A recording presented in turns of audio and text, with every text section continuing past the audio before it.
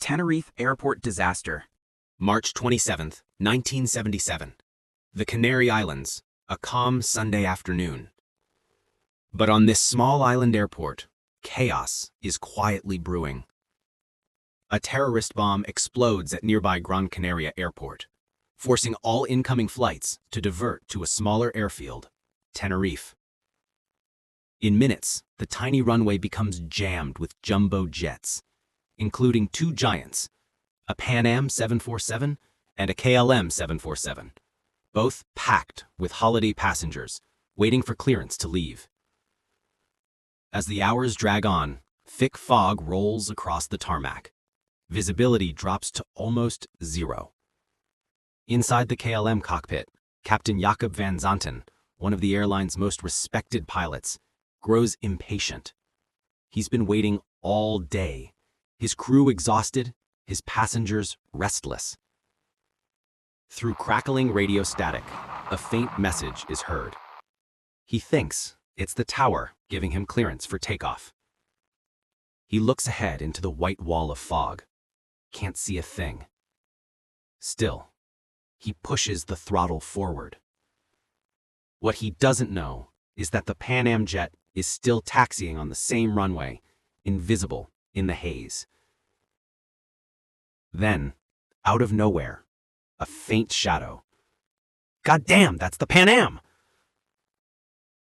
The Pan Am crew desperately turns to get off the runway, but it's too late.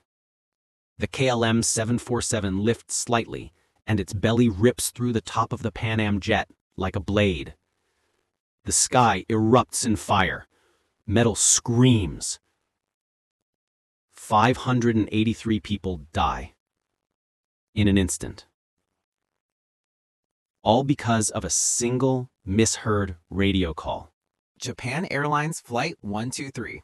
August 12th, 1985. Japan is glowing in the orange haze of late afternoon. Flight 123 lifts off from Tokyo, a massive Boeing 747 carrying families, business travelers, and vacationers. But 7 years earlier, that same plane suffered a tail strike and its rear bulkhead was repaired incorrectly. Tonight, that mistake will come due. Just 12 minutes after takeoff, a thunder-like boom shakes the cabin. The rear pressure wall tears apart, a violent explosion of air and metal. The tail section rips clean off. Hydraulic lines, the plane's lifeblood, are severed. The pilots can no longer steer. They try everything, throttles, rudder, flaps. Nothing responds. The giant aircraft begins to sway and climb uncontrollably.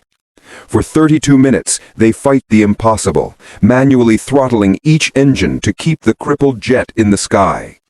In the cabin, oxygen masks hang uselessly. Passengers write final notes to loved ones. One mother scribbles, "To my children, please be good." Ahead, mountains rise from the mist.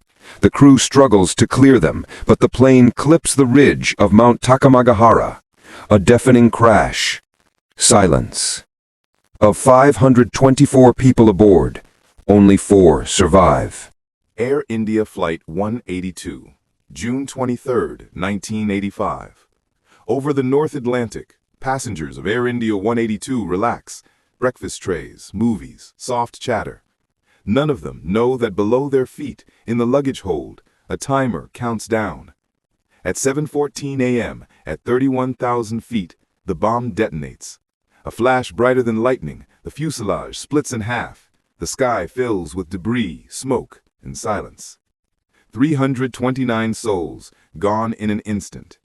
Bodies and wreckage rain into the cold Atlantic off the Irish coast. Only later would investigators learn the truth. The bomb was planted by extremists in revenge for political violence back home. American Airlines Flight 191, May 25, 1979. Chicago O'Hare Airport. Families wave from the terminal windows as a McDonnell Douglas DC-10 thunders down the runway. Just seconds after liftoff, a terrible sight. The left engine tears away from the wing, flipping over the top and smashing into the leading edge. Inside the cockpit, alarms blare. Hydraulic lines rupture. The plane lurches violently to the left. The captain pulls, trying to steady it, but the aircraft climbs, stalls, and rolls. A fireball engulfs the sky just beyond the runway fence. 273 people perish, every soul on board, and 2 on the ground. The investigation reveals something horrifying. The airline's maintenance crew had used a forklift to speed up engine replacement, bending the metal mounts. A shortcut to save hours cost hundreds of lives. Pan Am 103, December 21st, 1988. Pan Am 103 soars over Scotland, bound for New York. Christmas is days away. Families, students, newlyweds fill the cabin. At 31,000 feet, a bomb hidden inside a cassette player explodes in the cargo hold. The 747 shatters. Its nose tears away. Pieces of the jet rain down on the small town of Lockerbie. On the ground, homes ignite. 11 residents die where they sleep. Investigators piece together the horror. Tiny fragments of a Toshiba tape player, a suitcase tag, the trail leading to Libyan operatives. 270 dead. The Lockerbie bombing changed airport screening forever and turned a quiet Scottish village into a symbol of loss across continents. Iran Air 655. July 3, 1988. The Persian Gulf. Iran Air 655 climbs peacefully toward cruising altitude. Families on summer trips sip tea. Children press faces to windows. Below them sails the USS Vincennes, a U.S. Navy cruiser patrolling tense waters. Its radar picks up an approaching aircraft. Confusion. Miscommunication. Someone labels it hostile. Minutes later, 2 missiles launch. On radar, the blip disappears.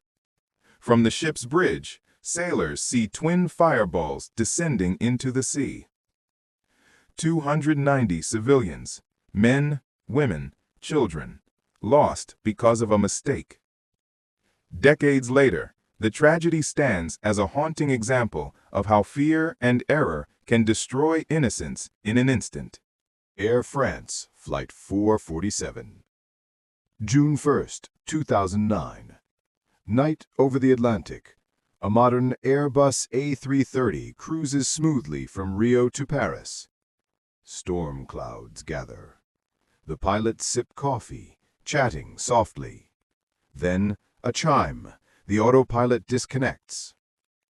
Ice crystals have blocked the pitot tubes, tiny sensors that measure airspeed. Suddenly, the instruments disagree. Alarms scream, and confusion floods the cockpit. The pilot flying pulls the nose up, believing they're descending. The jet begins to climb, then stall, but in darkness, with no horizon, they can't feel it. For over 3 minutes, the plane falls, silently, engines screaming against empty air. At 2:14 a.m., it hits the ocean with the force of a meteor. 228 lives vanish into the waves. It takes 2 years to find the black boxes, 2 years to discover that human confusion, not machinery, sealed their fate.